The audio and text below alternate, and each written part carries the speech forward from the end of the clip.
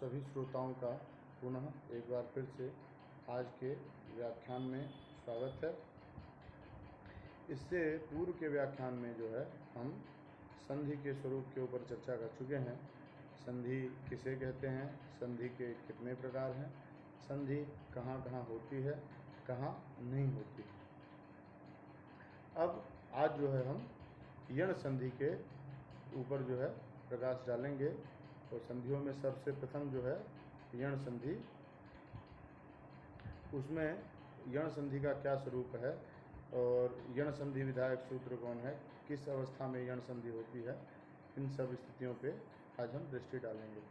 तो यण संधि जो है अच संधि के अंतर्गत आने वाली सबसे प्रथम संधि जो है वह यण संधि है। तो इसका सबसे पहला सूत्र है इको यणचि। तो इस सूत्र में जो है 3 पद हैं। वहाँ इकह यह जो पद है वह जो है षष्ठ्यंत पद है और यण जो है वह प्रथमांत पद है और अचि यह जो है यह सप्तम्यंत पद है।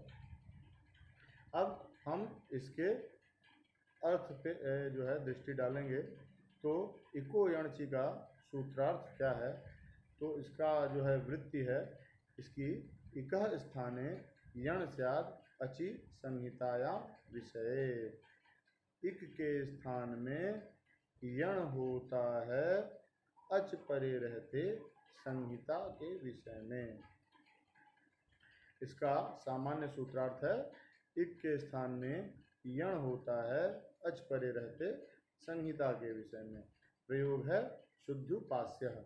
यह शुद्धोपास्य में स्थिति है सुधि और उपास्य है, सुधि और उपास्य। अब यहाँ देखिए सुधि उपास्य इस स्थिति में जो है इको यणचि यह सूत्र आता है। तो वह देख उसका अर्थ क्या है कि इक के स्थान में यण हो अच परे रहते संहिता के विषय में। तो अब सुधि और उपास्य में धकारोत्तरवर्ती इकार और उसके परे रहते उधर उपास्य का उकार।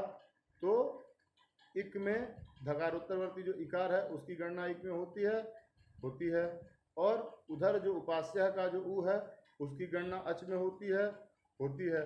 तो यहाँ जो है यण संधि का प्रसंग हमें दिखाई पड़ रहा है। अब देखिए एक स्थिति और भी है। यहाँ सुधि में सकारोत्तरवर्ती उकार और उधर जो है धकारोत्तरवर्ती इकार, यहाँ भी जो है हमें इक यह दिखाई पड़ रहा है। इक में उकार की गणना होती है और उसके परे अच धकारोत्तरवर्ती जो है इकार दिखाई पड़ रहा है। तो यहाँ भी यण की स्थिति बन रही है।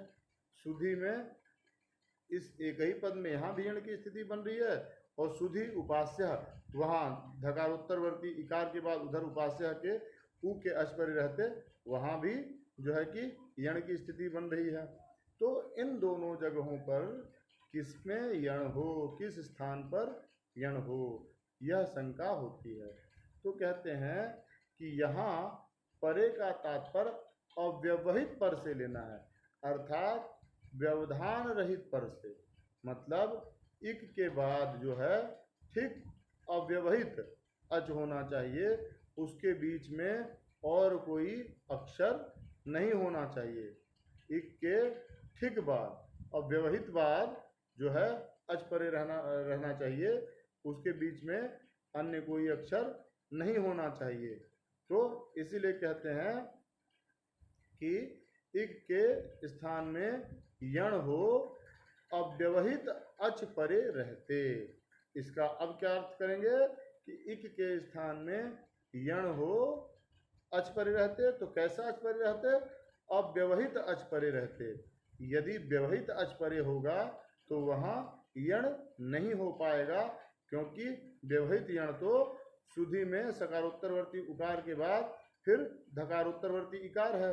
तो यहाँ भी जो है उकार इक परे रहते धकारोत्तरवर्ती जो इकार है वह उसकी गणना अच में होती है तो वह जो है उसके परे दिखाई पड़ता है, लेकिन वह व्यवहित अच यहाँ है परे, और सुधी और उपास्य वहाँ धकारोत्तरवर्ती इकार के बाद उपास्य का जो उ है वह जो है वह अव्यवहित अच परे है वहाँ। तो इन दोनों में जो अव्यवहित अच है सुधी और उपास्य में, सुधी के धकारोत्तरवर्ती इकार के बाद उपास्य का उ, इन दोनों के स्थान पे यण की स्थिति बनेगी और यही जो है यण होगा। तो अब जो है वह इको यण ची सूत्र की प्रवृत्ति कहाँ होगी? इसी स्थल पे होगी। तो वह क्या करेगा कि इक अर्थात धकारोत्तरवर्ती जो इकार है उसके स्थान पर क्या करेगा? यण का विधान करेगा, क्योंकि उसके ठीक परे अर्थात उसके अव्यवहित परे अच यहाँ दिखाई पड़ रहा है और यहाँ संधि का प्रसंग भी है। तो सुधी में जो धकारोत्तरवर्ती इकार है यह जो इक है इसके स्थान पर यहाँ यण हो जाएगा।